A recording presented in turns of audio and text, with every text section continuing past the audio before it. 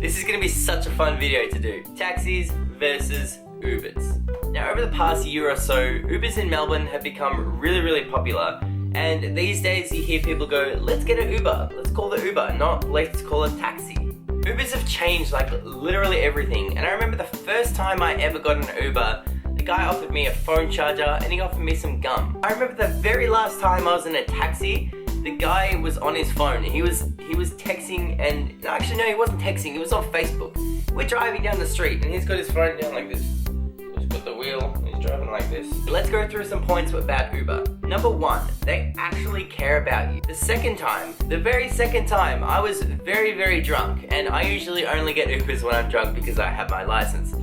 I got in the car and the guy offered me some water, and like at first I was offended. I thought he thought I was really like too drunk that I was gonna vomit in his car. Turns out a lot of Ubers actually give you some water. Number two, they actually drive very safely. At least the ones I've been in, and I've been in probably about 15. You know, they care about your safety and they're gonna drive properly. And I've been in a taxi. The guy's going like 80. He's going about 80 in a 50 zone. I couldn't.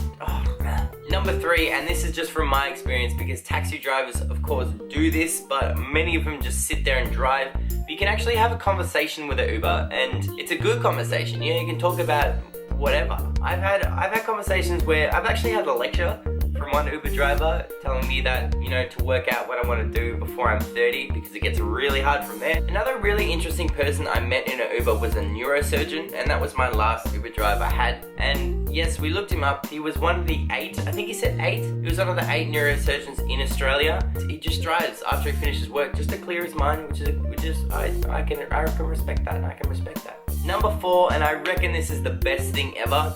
I ordered an Uber one night and he didn't show up, and then he called me and he's like, oh, I'm at the destination where you put in your phone. And I was looking where he was and I'm like, no, you're not. Like, you come down this street and that's where I am. And he's like, okay, cool, I'll see you in 2 minutes. 2 minutes went by and he cancelled the Uber. If you cancel Uber within 5 minutes, you get charged $10. So he cancelled the ride, I got charged $10. I did not like this.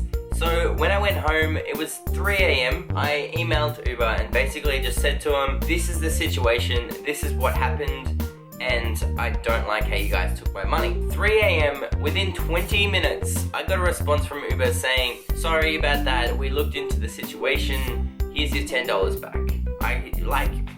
Imagine the taxi industry ever giving you $10 back or any kind of money. You'd have to go through, you know, have to ring up, and it'd just be a mess. It'd just be such a mess. Not all taxi drivers are bad and not all Ubers are good. Just remember that. You hear a lot of good things about Uber and you hear some good-ish things about the taxi industry. One of my friends actually got assaulted by her Uber driver. If this is your first time on my channel, please go check out some of my other stuff. I make new videos every Thursday. Catch you guys later.